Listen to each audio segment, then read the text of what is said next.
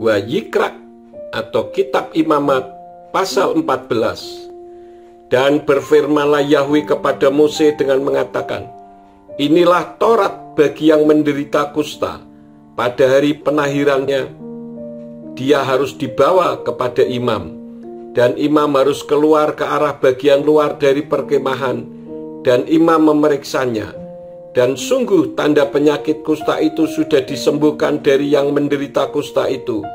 Lalu imam harus memerintahkan, dan dia harus membawa 2 ekor burung yang hidup dan tahir, kayu aras dan kain kirmisi dan hisop untuk penahiran dirinya sendiri. Dan imam harus memerintahkan, dan dia harus menyembelih seekor burung itu di atas bejana tanah liat di atas air mengalir. Dia harus mengambil burung yang masih hidup dan kayu aras dan kain kirmisi dan hisop, dan dia harus mencelupkan semuanya itu dan burung yang hidup di dalam darah burung yang sudah disembelih itu di atas air yang mengalir itu.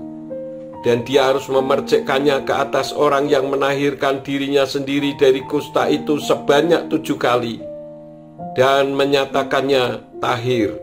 Dan dia harus melepaskan burung yang masih hidup itu ke atas permukaan padang. Dan orang yang menahirkan dirinya itu harus membasuh pakaiannya dan mencukur seluruh rambutnya dan mandi dengan air, dan dia pun tahir. Dan setelah itu dia harus masuk ke dalam perkemahan dan tinggal di bagian luar kemah itu selama 7 hari. Dan terjadilah pada hari ke-7 dia harus mencukur seluruh rambutnya di kepalanya dan janggutnya dan alis matanya dan seluruh bulunya. Dia harus mencukurnya, lalu membasuh pakaiannya dan memandikan tubuhnya dengan air, dan dia pun tahir. Dan pada hari yang ke-8 dia harus mengambil 2 ekor anak domba jantan yang sempurna dan 1 ekor anak domba betina berumur 1 tahun yang sempurna, dan 3/10 bagian tepung halus persembahan sajian yang diadon dengan minyak serta 1 log minyak. Dan imam yang menahirkan itu bersama-sama dengan orang yang akan menahirkan dirinya harus menempatkan diri di hadapan Yahweh di pintu kemah pertemuan. Dan imam harus mengambil 1 ekor anak domba jantan itu dan mempersembahkannya sebagai persembahan penghapus salah dan 1 log minyak itu. Dan dia harus mengayun-ayunkannya suatu persembahan ayunan di hadapan Yahweh. Dan dia harus menyembelih anak domba jantan itu di tempat orang menyembelih persembahan penghapus dosa dan persembahan bakaran di tempat kudus. Sebab seperti halnya persembahan penghapus dosa, persembahan penghapus salah itu untuk imam, itulah kemahakudusan. Dan dari darah persembahan penghapus salah itu imam harus mengambil, dan imam haruslah mengoleskannya pada cuping telinga kanan, dan pada ibu jari tangan kanan, dan pada ibu jari kaki kanan yang menahirkan dirinya itu. Dan dari 1 log minyak itu imam harus mengambil dan menuangkannya pada telapak tangan kiri imam itu. Dan imam harus mencelupkan jari tangan kanannya ke dalam minyak yang di telapak tangan kirinya itu, dan dari minyak itu ia harus memercikkannya dengan jarinya sebanyak 7 kali ke hadapan Yahweh. Dan dengan sisa minyak yang di telapak tangannya itu, imam harus mengolesi orang yang menahirkan dirinya itu pada cuping telinga kanan, dan pada ibu jari tangan kanan, dan pada ibu jari kaki kanan di atas darah persembahan penghapus salah. Dan yang tersisa dari antara minyak yang di telapak tangan imam itu, haruslah dia menaruhnya di atas kepala orang yang menahirkan dirinya itu. Dan imam harus mengadakan penebusan baginya di hadapan Yahweh. Dan imam harus membuat persembahan penghapus dosa, dan harus mengadakan penebusan bagi dia yang ditahirkan dari kenajisannya itu. Dan setelah itu ia harus menyembelih persembahan bakaran. Dan imam harus mempersembahkan persembahan bakaran dan persembahan sajian di atas mezbah.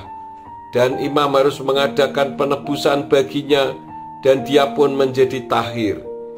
Dan jika dia miskin dan tidak satu pun yang dapat dijangkau tangannya, maka dia harus membawa seekor domba persembahan penghapus salah sebagai persembahan ayunan guna mengadakan penebusan baginya. Dan 1/10 bagian tepung halus yang diadon dengan minyak sebagai persembahan sajian, serta 1 log minyak. Juga 2 ekor burung tekukur atau 2 ekor anak burung merpati bagi mereka yang mampu, dan 1 ekor menjadi persembahan penghapus dosa, dan 1 ekor lainnya persembahan bakaran. Dan dia harus membawa semuanya itu kepada imam pada hari ke-8 untuk penahirannya ke pintu kemah pertemuan di hadapan Yahwe. Dan imam harus mengambil domba persembahan penghapus salah dan 1 log minyak itu, dan imam harus mengayun-ayunkan semuanya itu, suatu persembahan ayunan di hadapan Yahwe.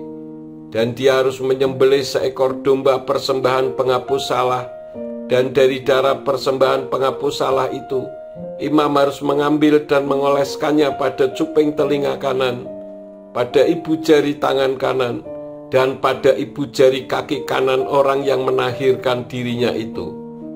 Dan dari minyak itu, imam harus menuangkannya pada telapak tangan kiri imam itu.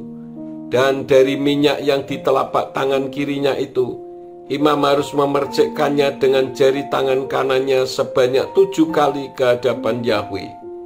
Dan dari minyak yang ada di telapak tangan kirinya itu, imam harus mengoleskannya pada cuping telinga kanan, pada ibu jari tangan kanan, dan pada ibu jari kaki kanan orang yang menahirkan dirinya itu di atas tempat darah persembahan penghapus salah.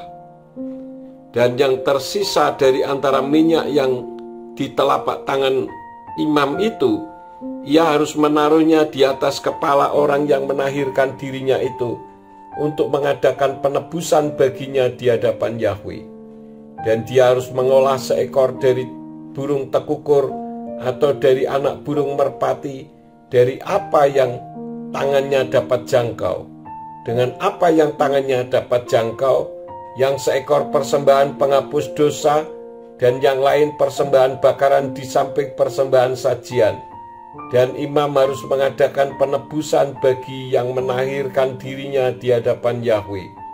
Inilah Taurat bagi yang berpenyakit kusta, yang tangannya tidak dapat mencukupi untuk persembahan penahirannya. Dan berfirmanlah Yahwe kepada Mose dan kepada Harun dengan mengatakan, "Jika kamu masuk ke tanah Kanaan yang akan kuberikan kepadamu sebagai harta milik, dan aku mendatangkan penyakit kusta di rumah di negeri milikmu, maka dia yang memiliki rumah itu harus datang dan menyatakan kepada imam dengan mengatakan, 'Di dalam rumah tampak kepadaku seperti ada suatu tanda penyakit.'